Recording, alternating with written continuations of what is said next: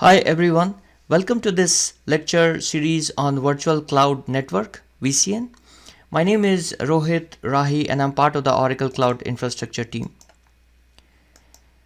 As part of this lecture series, we are going to cover several topics, including discussion on CIDR, what CIDR notations mean, Virtual Cloud Network intro, we'll look into the basics of VCN, we'll look into IP addressing, and how that is done within OCI. We'll look into gateways and routing. We'll look into peering. We'll look into this new feature we launched a few months back, which is really exciting, transit routing. We'll look into security, and then we'll finally put all these pieces together. So as the first topic in the Virtual Cloud Network lecture series, let's look into CIDR notations and why this is discuss why this is important as you are working with OCI Virtual Cloud Network service. So CIDR stands for Classless Inter-Domain Routing. And in this routing notation, IP addresses are described as consisting of two groups of bits in the address. The most significant bits, or the leftmost bits, are the network prefix, which identifies a whole network, or it can be a subnet. And the least significant bits forms the host identifier, which specifies a particular interface of a host on that network.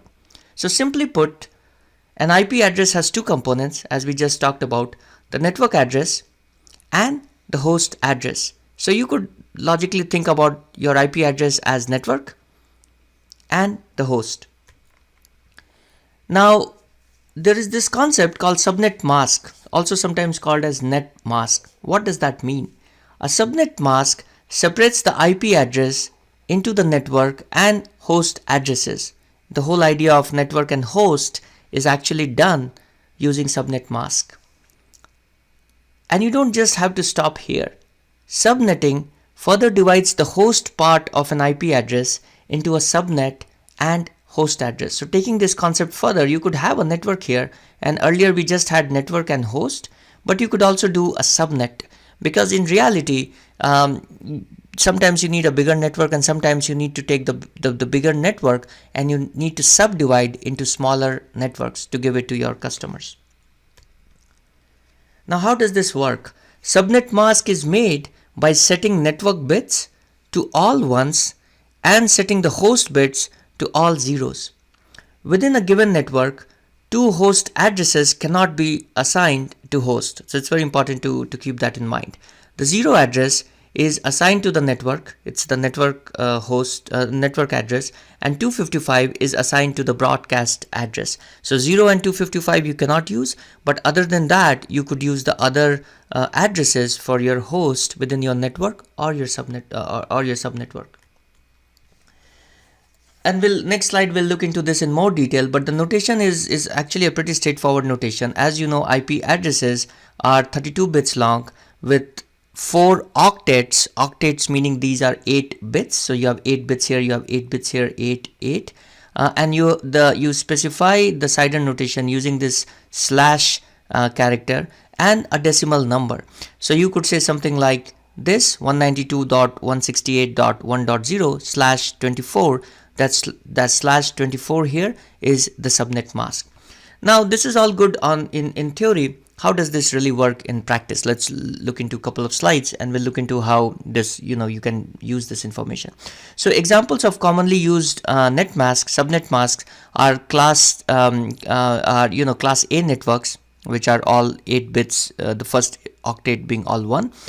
Class B network, which is the first 2 octets being all 1, and class C network, which is the first 3 octets all ones. And we'll look into a class C network and we'll further divide it into a subnetwork, and we'll see how this is all done in reality. So first thing before we get into that is you have to have a grasp of the decimal and the binary notation. So anytime you use IP addresses, you use these decimal numbers here, right? So you have 192, 168, 1, etc., etc. Now the way this works is, as we talked about, IP addresses are nothing but 32 bits long, IPv4, and these are 4 octets of 8 bits each. Now for every octet, the way it's translated into binary is you have the first position, you have the second position of the bits, you have the third, you have the fourth, fifth, sixth, seventh, and eighth. Right, so you start with with a notation like this, where you have 2 to the power 0 all going all the way to 2 to the power 7. Now if you translate this into decimal, you get these values. So 128, 64, 32, 16, 8, 4, 2 and 1. Correct. So if you have to represent 192, you do this math, mental math, and say, okay, to get to 192, I need 128. So that bit has to be turned 1. I also need the next bit, which is 64. So if I add 128 and 64, I get to 192. So the remaining bits can all be 0, because I don't need those bits to be turned on, those binary bits to be turned on, in order to get to my decimal value of 192. So that is how you translate between decimal and binary. That's just basics, but it's important to know. So now if I ask you to do to represent 192.168.1.0 in binary, this is what it would look like. So 1 and 1 here, because you add them you get to 192, rest everything 0. For 168, you have 1, which is 128. The next bit can be 0. I don't need that. I definitely need 32. So 128 plus 32 is 160. The next bit is 16. I don't need that. So that's a 0. But the next one I need to get to 168. So 10101, all zeros here. And then of course, 1 is represented by all zeros here, 1 here, and then 0 is all zeros, right? Now, when we talk about this 24/24 subnet mask, remember in the previous slide we talked about this. /24 basically means that you turn all these network bits to 1. So the first octet is all 1, the second octet is all 1, and the third octet is all 1. So if you do the math, 8 plus 8 plus 8 plus 8, you get to 24 bits, right? And that's basically the 24 subnet mask here. Now, what we do is we take the network, and then we take the subnet mask, and then we do a logical AND to get the network and the host, right? And logical AND basically says that if you have 2 bits, you basically do a logical AND on them, meaning if the 2 bits are 1, you get a 1. In all other cases, it's a 0. 0 and 0 is a 0, 1 and 0 is a 0, 0 and 1 is a 0, right? So if you do a logical AND between these guys here, 1 and 1 is definitely 1, 1 and 1 is 1, rest everything is 0, because 0 and 1 is 0, 0 and 0, 0 and 1 is 0, and so on and so forth, right? You do the same thing again, you get again these bits here, and same and so on and so forth, right?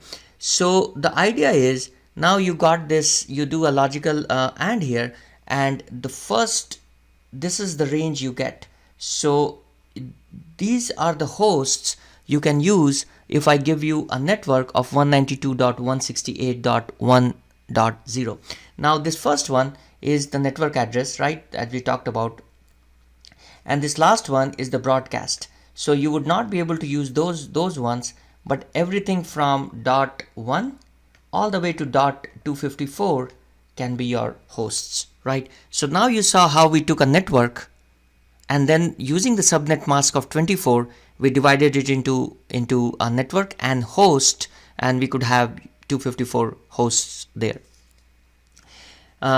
Okay, so that's pretty clean, right? And these are, like I said, these are classful net masks, subnetworks, class C network /24. Now let's get into a more complex scenario. Now let's say if I have this network, right, but I want to do a little bit more. I want to take this network, but I want to subdivide into subnetworks, because maybe I have more customers, and I want to divide the network into smaller networks. So how would that work? Now if I take the same network as before, but now say that I have a /27 subnet mask. So is it class A? Not really, because class A is /8. Class B is prefix 16, and class C is prefix 24. Now this is not a full class A, class B, or class C network, subnetwork. So how would we go about creating a network and host addresses here? Now it's relatively straightforward as we did earlier, but the thing to realize is now you are going to have 8 subnetworks with 32 hosts each because of this 27 subnet mask, right? So how did I get to that, right? How did I do it? So let's look into it. First thing is 192.168.1.0, that's the IP I got. The network is still the same, right? So nothing changed here. Now my subnet mask changed, right? If I look at the subnet mask here, the first 8 octets are 1, the second 8 octets are 1, the third 8 octets are 1, but in the fourth octet I also need 3 more here. So to go from 8 plus 8 plus 8 plus 3 is giving me 27. So I need to borrow 3 bits from this octet for my network, correct? Because otherwise I cannot get to 27. So these 3 bits I have marked in red because I borrowed them, right? Now it literally leaves me with 5 bits here for my host, and 3 bits are taken by my subnetwork, right? Now if I do a logical AND, I still get the first number, the first network I get is still the one which I got earlier. So how do I get this number here, .31? From where did I get that?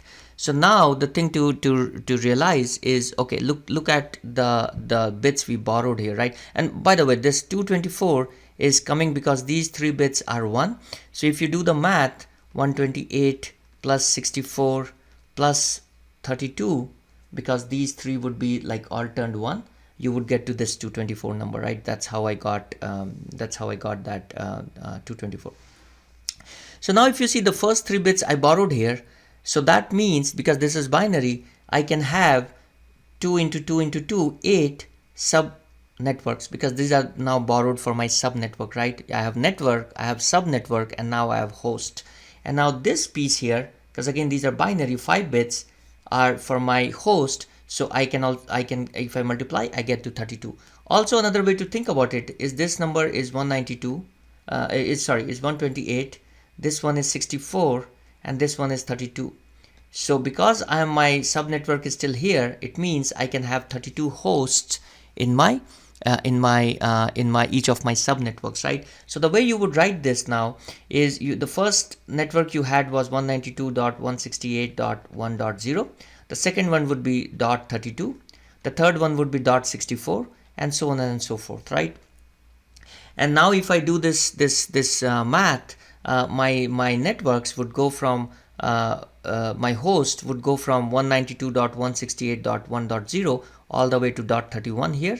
It would go from .32 all the way to .63 here, and so on and so forth, right? And again it starts from 0, so that's why you see till 31 here, and each of these subnetworks have 32 hosts each. So as you can see here, now I took this bigger network, and because of this 27 subnet mask, I have 1.0/27, I have 1.32/27 here, right? I have 1.64/27, and so on and so forth. So I took that big network and now I divided it into 8 smaller networks. How did I get 8?